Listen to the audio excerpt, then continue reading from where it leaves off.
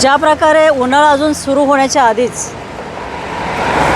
आपल्या अंगाची काहिली होते, आपल्याला उन्हाच्या झळा ज्या आहेत त्या सहन होत नाहीत, उष्णतेची लाट अशा प्रकारे चाललेली आहे आणि त्यामध्ये जे पर्यावरणाचा ऱ्हास आपल्या मीरा भाईंदर महानगरपालिकेकडनं जो सर्रासपणे होतो आहे त्याचं जिवंत उदाहरण म्हणजे आता मी उभी आहे. 2 दिवसापूर्वी तुम्ही माझ्या मागे बघू शकता जे पत्रे लागलेले आहेत त्या पत्राच्या आतमध्ये कांदळवन मोठ्या प्रमाणात आहे आणि 2 दिवसापूर्वी त्या कांदळवनामध्ये अचानक एक भीषण आग लागली आणि इतकी मोठी आग लागली की फायर ब्रिगेडच्या गाड्या तिथे आल्या विझवण्यासाठी वगैरे.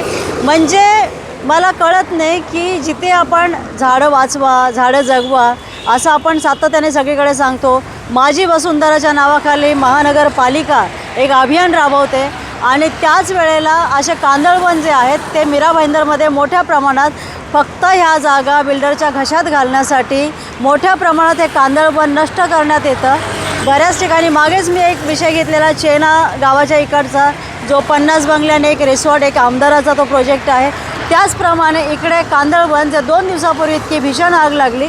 या आगीवरती अद्याप जे आमच्या मीरा भाईंदरचे महापौर आहे डिंपल मेहता किंवा इकडचे स्थानिक आमदार असतील नरेंद्र मेहता किंवा इकडचे स्थानिक नगरसेवक कोणाचंही एक स्टेटमेंट अद्याप जाहीर झालेलं नाही आहे.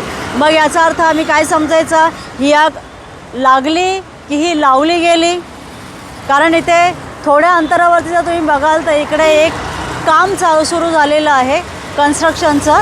नेमका हा विषय काय आहे याची पूर्ण माहिती काढणार. पण तुम्ही लक्षात घ्या, जेव्हा आपल्याला झाडांची गरज आहे, ज्या प्रकारे उष्णतेची लाट उसळलेली आहे, पर्यावरणाचा इतका मोठा धोका निर्माण झालेला असताना महानगरपालिका बसलेले अधिकारी आणि सत्तेत बसलेले जे नेते मंडळी आहेत त्यांना स्वतःचं घर भरण्यापेक्षा जास्त मोठं काहीच वाटत नाही. म्हणजे पर्यावरणाचा ऱ्हास हो, जनजीवन विस्कळीत हो, मनुष्यहानी हो, काही फरक पडत नाही.